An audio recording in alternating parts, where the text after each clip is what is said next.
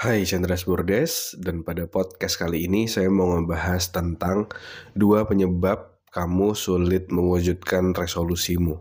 Ya, jadi berdasarkan pengalaman saya dan juga dari berbagai macam pembelajaran yang udah saya lakukan gitu ya selama selama saya hidup ini, terus udah berkali-kali melewati resolusi baru di tahun baru seperti itu. Ada berbagai macam goal yang berhasil saya wujudkan, tapi banyak juga yang belum berhasil. Nah, dari pengalaman itu, saya melihat sebuah pola, di mana apa polanya ketika kita berhasil mencapai goal dan apa polanya ketika kita belum bisa mencapai goal atau resolusi kita. Nah, dengan mengetahui pola ini, kita bisa lebih meningkatkan kemungkinan pencapaian goal kita. Kita mulai dari yang pertama, ya. Penyebab pertama untuk kita sulit mendapatkan resolusi atau goal kita itu adalah kita tidak memiliki tujuan ataupun resolusi yang jelas, ya. Ketika kita tidak jelas apa resolusinya ataupun tujuan kita, otak akan bingung untuk bagaimana kita bisa mencapainya, ya. Karena semakin spesifik, semakin bagus. Semakin spesifik, kita akan semakin mudah untuk mencapai, lebih mudah untuk menentukan strategi apa yang mau kita terapkan atau lakukan kayak gitu, ya. Kalau istilah dari setting goal, ya, ilmu setting goal itu biasanya disebut namanya SMART, ya. SMART itu adalah singkatan dari specific, measurable, attainable, realistic, dan time bound. Nah, di sini saya mau menggarisbawahi 3 hal. Yang pertama adalah specific, yang kedua adalah measurable, dan yang ketiga adalah time bound. Jadi goal kita itu harus spesifik, harus dapat diukur, dan juga harus memiliki batas waktu yang jelas gitu, ya.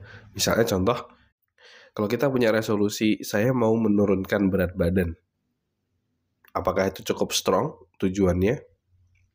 Tentu tidak. Kenapa? Karena yang pertama nggak spesifik, nggak ada angka yang bisa diukur. Turun berat badan berapa? 10 kilo, setengah kilogram misalnya, atau berapa gitu. Terus yang kedua, harus dapat diukur. Turun berat badan turunnya berapa gitu. Kalau misalnya hanya turun, ya nggak spesifik dan nggak bisa diukur dengan jelas. Dan yang ketiga adalah time bound, yaitu kapan mau dicapainya. Karena kalau nggak spesifik, nanti otak bingung. Ini mau dicapai tahun depan atau 2 tahun lagi atau kapan gitu. Jadi harus spesifik. Misalnya contoh, saya mau menurunkan berat badan dari 80 kg menjadi 75 kg misalnya di tahun 2025.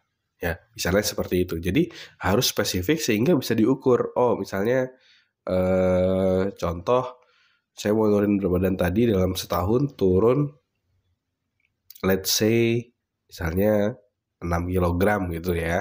6 kg. Berarti setiap bulan harus menurunkan setengah kilogram atau 500 gram gitu ya, untuk kita bisa mencapai tujuan kita. Nah, habis itu dispesifikin lagi. Oke, aku mau nurunin 500 gram.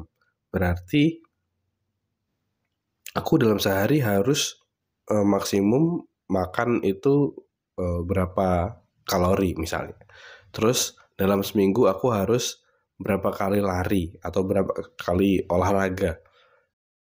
Jadi goal kita harus benar-benar spesifik, karena semakin spesifik akan semakin mudah kita mencari cara untuk mencapainya. Ya, kalau nggak spesifik akan sangat-sangat sulit untuk mencapainya. Oke, jadi make sure goalmu sudah spesifik, sudah bisa diukur, dan juga punya batas waktunya. Ya. Nah, terus yang kedua apa? Yang kedua ini waktu itu saya juga alamin. Saya udah punya goal yang jelas, saya udah tempel juga di tembok saya goal yang saya inginkan gitu ya. Saya tempel misalnya badan ideal seperti apa yang mau saya capai, terus juga saya mau punya karir seperti apa. Jadi tokoh-tokoh role model juga udah saya tempel. Nah, Ketika udah saya tempel, goal saya udah jelas apa aja. Tapi waktu itu sayangnya ada satu pembelajaran penting yang saya alami juga, yaitu bahwa tujuan atau goal itu harus dimonitoring secara intens ya, secara mingguan, bulanan gitu ya, untuk kita bisa memastikan kita bisa mencapai tujuan kita kayak gitu. Karena sesuatu yang tidak diukur itu cenderung tidak bisa kita dapatkan ataupun wujudkan seperti itu. Jadi harus ada sisi monitoring di sana. Misalnya tadi ya, ketika mau menurunkan berat badan, kita harus memonitor setiap minggu. Oke, setiap minggu progres kita berapa? Loh, kok ternyata naik gitu berat badannya. Nah, dari situ kita dapat feedback bahwa selama ini strategi yang kita lakukan mungkin kurang efektif ya. Misalnya kita ternyata masih sering makan makanan yang nggak sehat, masih sering makan makanan yang manis-manis ya. Atau ternyata ketika kita monitor, ternyata kita seminggu itu ternyata nggak ada olahraga juga gitu. Berarti nextnya harus apa yang mau kita lakukan agar kita bisa mencapai tujuan kita ataupun resolusi kita ya. Jadi yang kedua tuh harus dimonitor. Nah, dulu saya juga pernah punya target untuk bisa menjadi trainer yang berhasil ya, trainer yang sukses yang berhasil mengadakan training minimum sekali di kota perantauan saya ketika saya pertama kali pindah ke Surabaya gitu. Itu juga saya bagaimana cara mewujudkan ya, caranya adalah dengan memonitor. Jadi di kamar kosan saya dulu itu ada satu buah tabel kalender gitu ya. Misalnya bulan Agustus sampai bulan September atau Oktober gitu, saya punya tabel kalendernya gitu. Terus saya tulisin di setiap kotak tanggal-tanggal tersebut, terutama tanggal-tanggal yang krusial bahwa saya harus mengeksekusi suatu rencana. Misalnya kontak ke tempat training atau cari tempat training. Terus yang kedua misalnya bikin materi promosi training. Yang ketiga sebar materi promosi training. Yang keempat bikin materi trainingnya dan lain-lainnya. Jadi saya breakdown apa aja yang harus saya lakukan. Saya masukkan di kalender saya yang saya tempel itu, sehingga setiap hari saya monitor, oh ini sudah dilakukan, oh ini belum dilakukan. Berarti harus apa yang saya lakukan selanjutnya biar saya bisa mencapainya. Saya ubah strategi sampai akhirnya semua hal krusial sudah dilakukan dan akhirnya training saya terwujud dan training itu menjadi batu lompatan saya untuk ke opportunity ataupun pengalaman selanjutnya. Ya, jadi kita harus bisa memonitor gitu ya, target kita dalam setahun ke depan itu kita review saran saya secara weekly lah ya, secara mingguan kita lihat lagi. Jadi setiap weekend itu kamu bisa sambil ngelihat lagi tujuanku apa ya di tahun ini, oh ini apa yang mau yang aku lakuin ya, oh ini gitu. Nah itu kamu monitor.